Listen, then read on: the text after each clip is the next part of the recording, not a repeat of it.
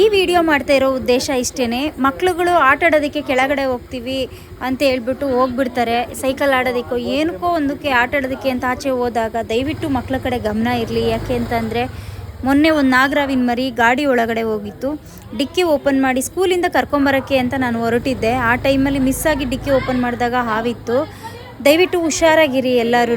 ಏನು ಹೇಳೋಕ್ಕೆ ಇಷ್ಟಪಡ್ತೀನಿ ಈ ವಿಡಿಯೋ ಮೂಲಕ ಅಂತಂದರೆ, ಮಕ್ಳುಗಳು ಮೇಯ್ನಾಗಿ ನಾವು ಎಲ್ಲೋ ಹೊಡೆದ್ಬಿಡ್ತೀವಿ ಅನ್ನೋದಕ್ಕೆ ಏನಾಯಿತು ಮಿಸ್ಸಾಗಿ ಕಚ್ಚಿದ್ರು ಕೂಡ ಎಷ್ಟೋ ಮಕ್ಕಳು ಹೇಳೋದೇ ಇಲ್ಲ. ಎಲ್ಲಿ ಅಪ್ಪ ಅಮ್ಮ ಹೊಡೆದ್ಬಿಡ್ತಾರೋ, ರಕ್ತ ಬರ್ತಿದೆ ಅಂತ ಬೈದ್ಬಿಡ್ತಾರೋ ಅಂತ ಮುಚ್ಚಿಡ್ಕೊತಾರೆ.